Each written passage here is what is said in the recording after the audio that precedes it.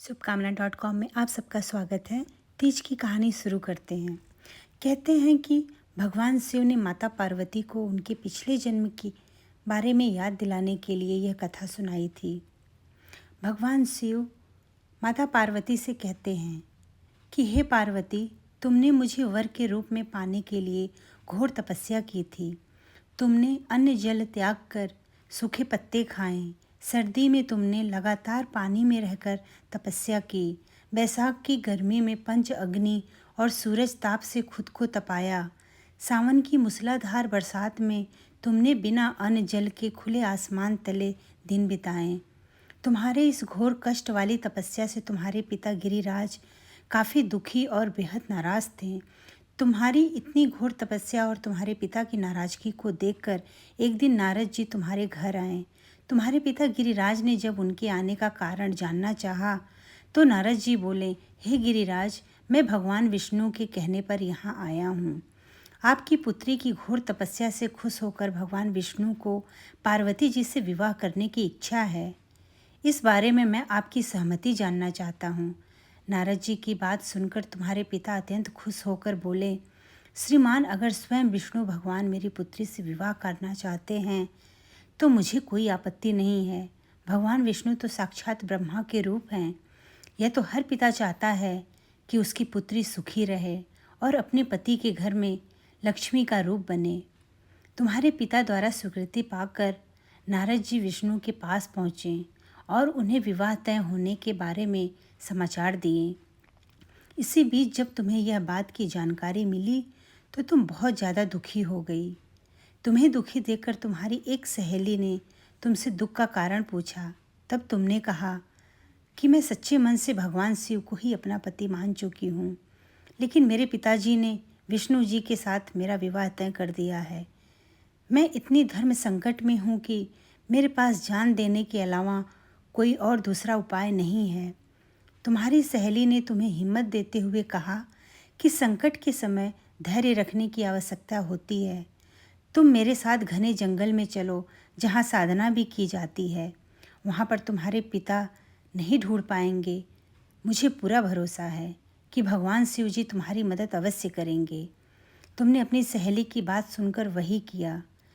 तुम्हारे घर से यूं चले जाने पर तुम्हारे पिता बहुत दुखी और चिंतित हुए। वो उस दौरान ये सोचने लगे कि मैंने अपनी पुत्री का विवाह विष्णु जी से तय करा दिया है।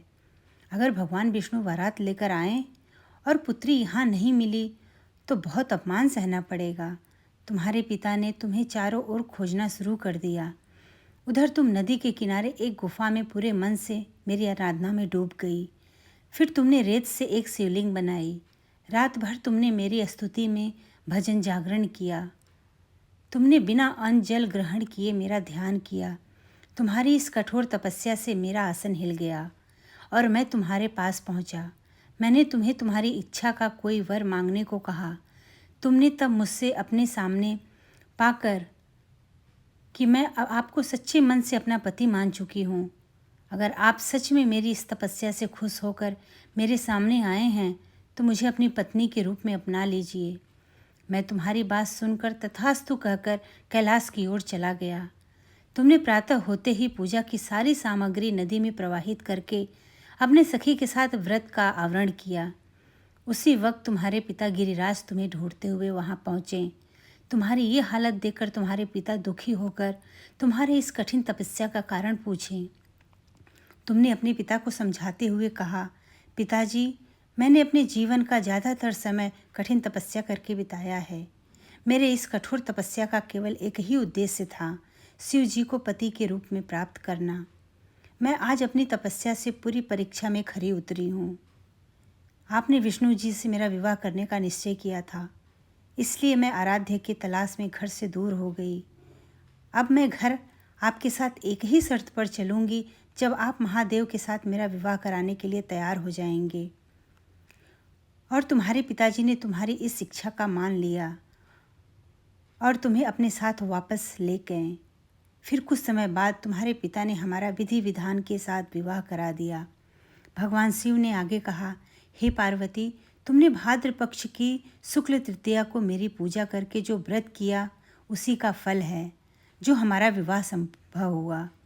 इस व्रत का यह महत्व है कि जो भी अविवाहित कन्या इस व्रत को करती है उसे गुणी विद्वान व धनवान वर पाने का सौभाग्य मिलता है, और वही विवाहित स्त्री जब इस व्रत को पूरी विधि से करती है तो सौभाग्यवती होती है और पुत्र व धन सुख प्राप्त करती है। शिव पार्वती की जय। धन्यवाद दोस्तों।